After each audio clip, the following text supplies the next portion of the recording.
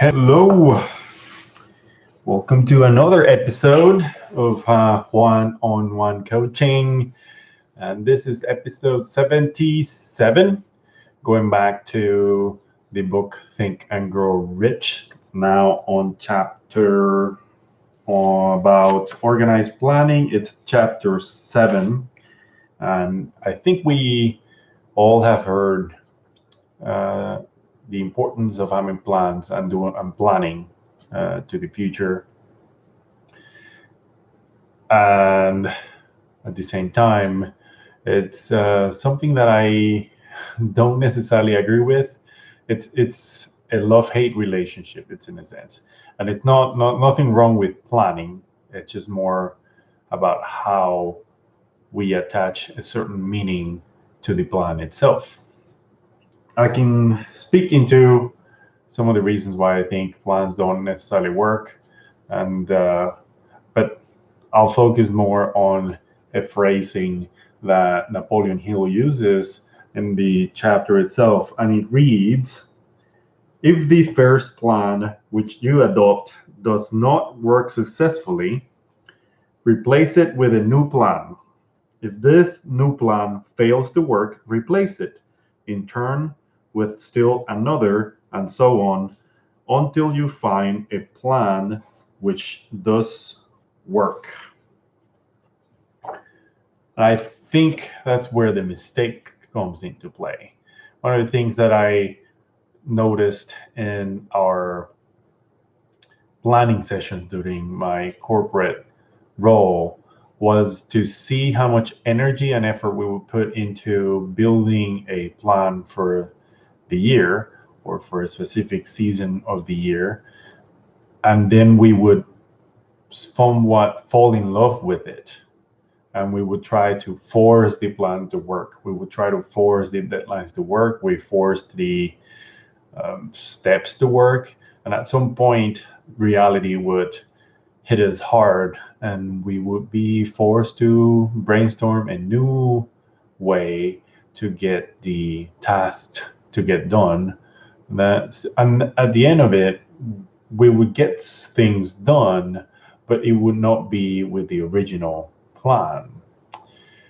But I think another thing that we commit, an error that we commit in that instance, is that since we put so much effort in the plan itself, as opposed to what the plan is trying to accomplish, what we end up doing is that when the plan doesn't seem to be getting us to where we want to go, rather than changing the plan, we would actually change the goal. And we start compromising and changing features or taking out certain things, and we will compromise the ultimate goal just for the completion of the plan. And I think it's very clear that Napoleon Hill doesn't necessarily consider the plan as important as much as what we're trying to accomplish. He clearly states, be ready to change the plan until you accomplish what you want and you find one plan that really works. Many times, my mentor, Paul, would say some of his best plans are one step. And if you go through the chapter and then some of the later chapters, you'll notice that the idea is to have a definite plan.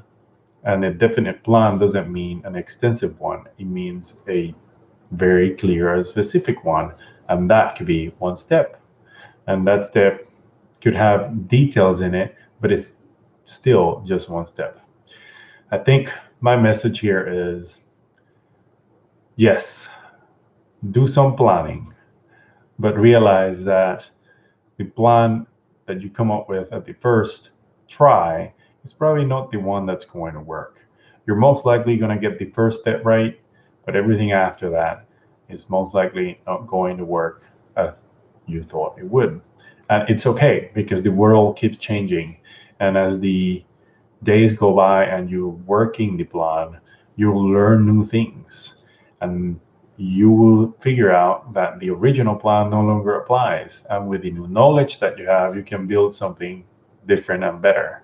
What matters is that your goal is clear enough that you can adjust the way you get there, but you still headed in the same direction and not compromise on what you're trying to get or who you are trying to become in the process of achieving whatever goal it is that you set for yourself.